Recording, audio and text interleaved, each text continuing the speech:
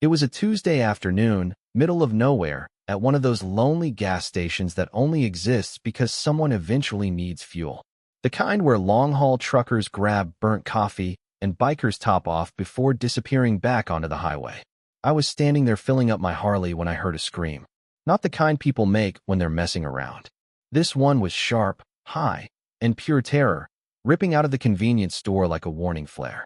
I didn't think. I reacted. 20 years riding with the Devil's Brotherhood MC had trained my instincts better than any classroom ever could. I knew real fear when I heard it. This wasn't drama. This was trouble. I started moving toward the store, my leather vest heavy on my shoulders, patches clear enough to tell anyone watching exactly who I rode with. Before I could reach the door, it burst open. A little girl came flying out at full speed, running hard, looking back over her shoulder like something was right behind her. She couldn't have been more than 6. Blonde pigtails bouncing everywhere, face soaked with tears, breath coming in panicked gasps. And she ran straight at me. "Please," she cried, grabbing my hand with both of hers. "Please, act like you're my dad." I froze. In my entire life, nobody had ever asked me to play anything close to a father. I was the guy people avoided. The guy cops watched a little longer. The guy parents pulled their kids away from. And yet here was this little girl clinging to me like I was the last solid thing in the world. That's when I saw him. A man stepped out of the store, early 30s maybe, scanning the parking lot too carefully. Jeans, polo shirt, average build. He looked like 1,000 other guys you'd pass without a second thought. Except for his eyes. They were cold, calculating, sweeping across the pumps like he was hunting. The girl pressed herself behind my legs, shaking. "He's not my dad," she whispered. "He took me from the park. Please don't let him take me." I didn't need anything else. I shifted my stance, putting my body fully between her and the man. At 6'4" and built from years of riding, fighting, and surviving, I made a pretty solid wall. The man's eyes landed on us. For a split second, I could see him weighing his options. Then he started walking our way, pasting on a smile that never touched his eyes. "Emily, sweetheart," he said softly. "You scared me. Come here." Her grip on my hand tightened so hard it hurt. My voice dropped low, steady, dangerous. "She doesn't want to go with you. I'm her uncle. She's upset because I wouldn't buy her candy. You know how kids get." His smile stayed frozen, but I could see the tension underneath. I'd spent 2 decades reading men in situations where getting it wrong could get you killed. Everything about this guy was wrong. "Emily," I said, never taking my eyes off him. "Is this your uncle?" She shook her head, barely audible. "No, I've never seen him before today." The man's expression hardened. "Listen, buddy, this doesn't involve you. Emily, come here. Right now." I pulled my phone out with my free hand. "Then you won't mind if I call the police and let them handle it." That's when his mask finally slipped. His hand moved toward his jacket pocket. My body reacted before my brain did. Years of muscle memory took over. I stepped in, caught his wrist, and twisted hard. He yelped, dropping something onto the concrete. Not a weapon. A phone. The screen lit up for just a second before locking. It was long enough. I saw a chat window. Messages that made my blood turn to ice. Got another one. Blonde. 6 years old. Meeting at usual spot in 2 hours. Everything inside me went red. In the biker world, there are lines you don't cross. Rules even outlaws live by. And hurting kids is the one thing that will bring every club in this country together against you. Stay with me, because what happens after I make one phone call turns this quiet gas station into the beginning of something much bigger. Before we continue, don't forget to like the video, hit subscribe, and drop a comment telling us where you're watching from. Now let's get back to it. I kept hold of his wrist and dialed with my other hand. Not the police. Not yet. I called someone faster. Bulldog. It's Reaper. Chevron on Highway 47. I need the crew. Now. What's going on? Child trafficking. And I need it handled before this trash makes a call. The man tried to jerk away. I tightened my grip until I felt bones grind. "You move again," I said calmly. "I break it. Understand?" He stopped. Behind me, the girl was crying softly. I softened my voice and looked back at her. "Hey, sweetheart. What's your real name?" "Lily," she sniffed. "Lily Chun." "Okay, Lily. I'm Jake. And I promise you something. This man will never hurt you or anyone else. Ever again." 5 minutes later, the sound hit first. Engines. Loud. Heavy. 7 Harleys rolled into the lot, men riding them who looked like they'd crawled out of a bad dream. Leather, scars, patches, and a presence that made regular folks uneasy. Lily didn't seem afraid. Maybe because I was still holding her hand. Maybe because even a 6-year-old knows the difference between men who look dangerous and men who actually are. Bulldog climbed off his bike first. Big, gray-bearded, arms like tree trunks. He took one look and his face went from curious to murderous in half a second. This what I think it is? Check his phone, I said, tossing it to him. Bulldog scrolled for less than a minute before passing it to Ghost, our tech guy. How many? I asked. At least 12 kids in 6 months, Ghost said quietly. He's part of a network. There's a handler, buyers, meeting spots. The man tried to speak. I slammed him against my truck. You're right, I said through clenched teeth. I don't understand. I don't understand how something like you exists. But I'm going to make sure you stop existing real soon. Jake. Bulldog's voice carried a warning. We do this clean. We get all of them. I knew what that meant. Years ago, I would have ended it right there. But this wasn't about revenge. This was about stopping it for good. Ghost, I said. Can you pull the meeting location? Already there. Abandoned warehouse, south side. 2 hours. Same time he texted. I knelt down in front of Lily. Lily, I need to ask you some important questions. Can you be brave for me? She nodded, wiping her eyes. Did this man hurt you?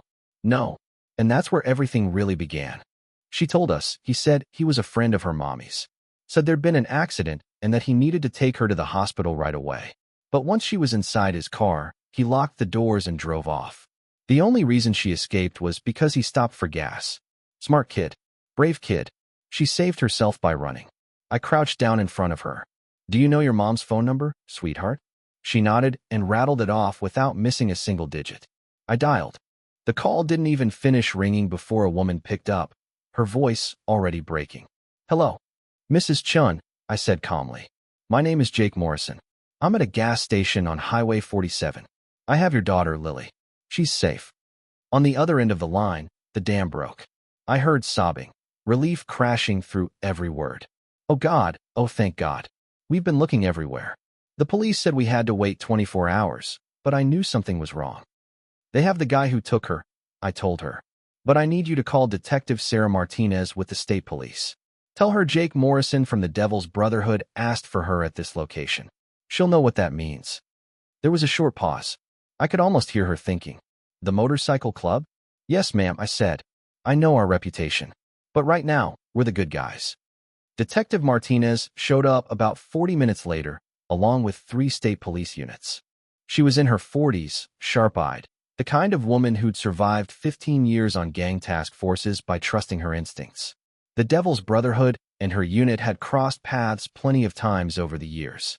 Not friendly, but respectful. Reaper, she said, stepping out of her car. Your message mentioned child trafficking. I handed her the phone Ghost had unlocked. Everything's there. Meeting location, contacts, records going back months. He grabbed Lily Chun from Central Park about 3 hours ago. She scrolled, her face tightening with every swipe. This is enough for warrants on at least 8 people, she muttered. Then she looked up at me. Jake, how did you stop this? She asked me to pretend to be her dad. I said simply, kids have good instincts. Lily's mother pulled into the lot moments later. She nearly collapsed when she saw her daughter. Lily broke free and ran straight into her arms, and they held each other, crying like the world had almost ended. Before they left, Lily turned back to me. Thank you, Jake. You saved me. Something cracked open in my chest. In 20 years of riding hard, living fast, and doing things I wasn't proud of, nobody had ever looked at me the way she was looking at me now. Like I was something good. Like I was a hero. You saved yourself, I told her gently. You were smart. You were brave. I just helped a little. Mrs. Chin stepped toward me, tears streaming down her face. I don't care what anyone says about motorcycle clubs, she said. You saved my baby. I nodded, uncomfortable with the praise. Just keep her safe. While they left together, Detective Martinez started organizing the response to the warehouse meeting. Jake, we'll need statements from all of you. You'll get them, I said. But I want in on the raid. She didn't even hesitate. Absolutely not. This is a police operation. Those men are expecting someone at that meeting, I said. If nobody shows, they scatter. But if someone does, I let the sentence hang. She studied me for a long moment. You're talking about going undercover. That's insane. I've done insane before, I replied. And if something goes sideways, I know how to handle myself. Bulldog stepped up beside me. He's not going alone. We all go. She looked at the patches, the bikes, the scars.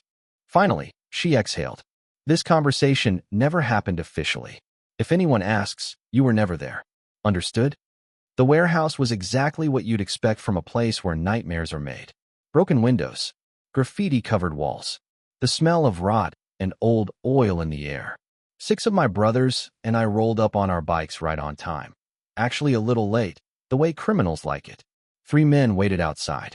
They stiffened when they saw the bikes, then relaxed when they recognized the patches.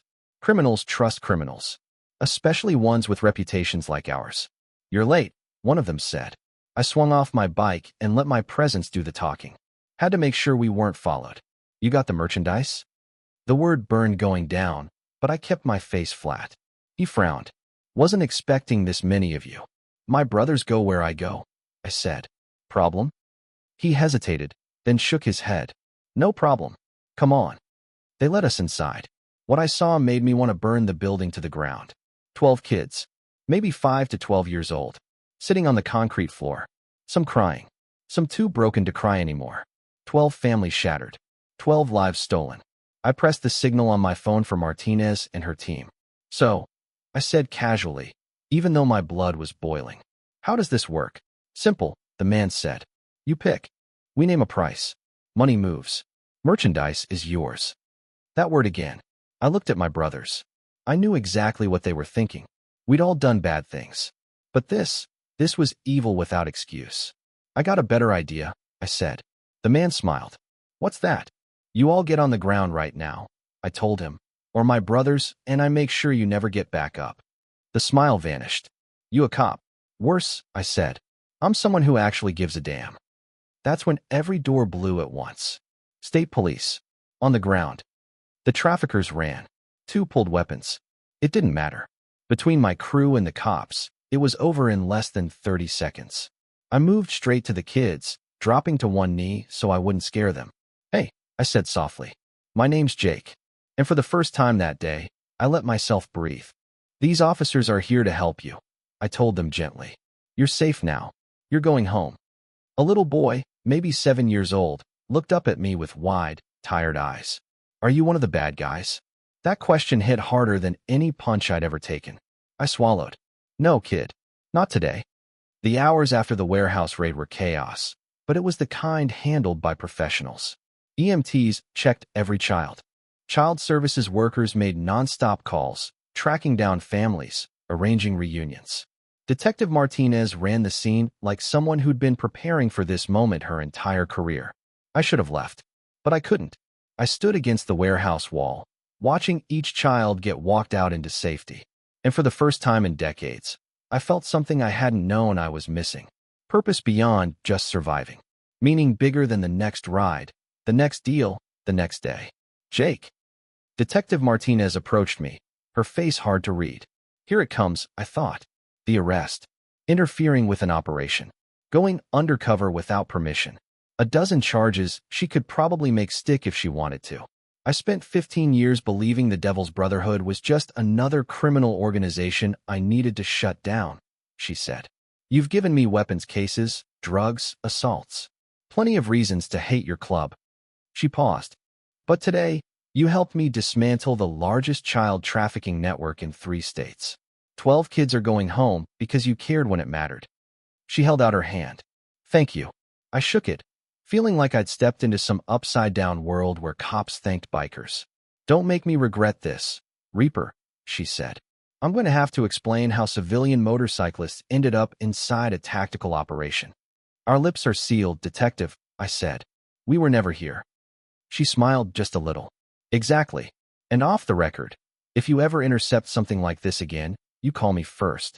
We do it the right way. And if the system's too slow, you still call me. I'll make it move faster. When she walked away, Bulldog stepped up beside me. For the first time, his massive frame looked smaller under the weight of what we'd just seen. Never thought I'd see the day we worked with cops. Me neither, I said. But those kids needed help.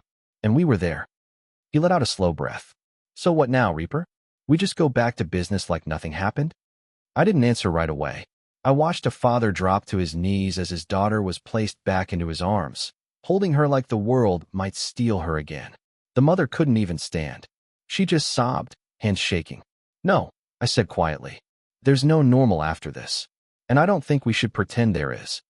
That night, the Devil's Brotherhood clubhouse was packed. Every patch member in the territory showed up.